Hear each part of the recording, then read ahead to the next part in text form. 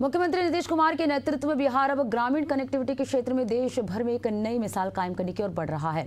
अब सिर्फ गांव तक पक्की सड़कों का जाल नहीं बिछाया जा रहा, बल्कि उनके रखरखाव और गुणवत्ता को भी प्राथमिकता दी जा रही है। ये पहल सिर्फ सड़क निर्माण की नहीं, बल्कि एक नए बिहार की नींव मानी जा रही है।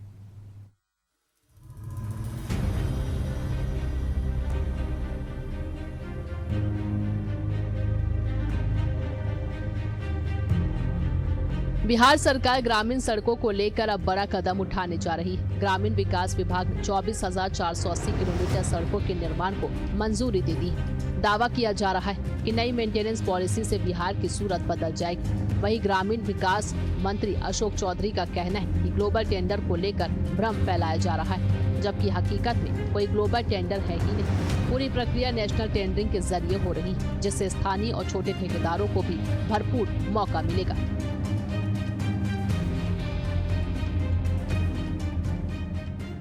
लोग कहते हैं कि हमने ग्लोबल टेंडर कर दिया। ये ग्लोबल टेंडर नहीं है।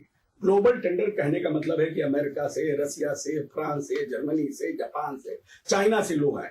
ये वो नहीं है, ये नेशनल बिडिंग है। हमने सरकार ने नेशनल जो पीडब्ल्यूडी में होता रहा है, बाकी जो विभागों में होता रहा है, चाहे जल संसाधन में होता रहा है, उस तरह से हमने नेशनल बिडिंग को आमंत्रित किया।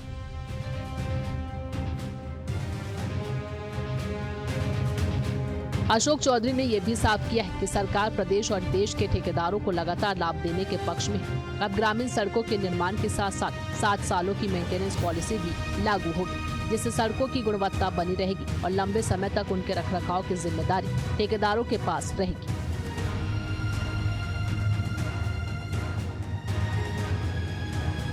हम लोगों ने 25/3/25 मतलब इस साल मार्च 25 तक और 26/3/25 जिसकी निविदा की प्राप्ति का अंतिम तारीख नवंबर में निर्णय हुआ।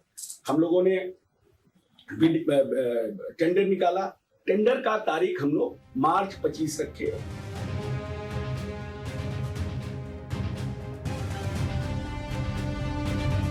जाहिर है कि इस नीति से ग्रामीण क्षेत्रों में सड़कों की स्थिति सुधरेगी और ठेकेदारों की भूमिका भी दीर्घकालिक हो जाएगी। सरकार ने यह भी साफ कर दिया है कि टेंडर प्रक्रिया पर किसी तरह की अनियमितता पर कड़ी कार्रवाई होगी। फर्जी कागजात, ब्लैक लिस्टेड कंपनियां और या धोखाधड़ी के मामलों में FIR तक दर्ज की जाएगी। यकीनन बिहार में ग्रामीण सड़कों को लेकर ये बड़ा बदलाव सिर्फ कनेक्टिविटी नहीं, बल्कि विकास की रफ्तार भी तय करेगा। एशियन न्यूज के लिए पटना से गौतम मयंक की रिपोर्ट।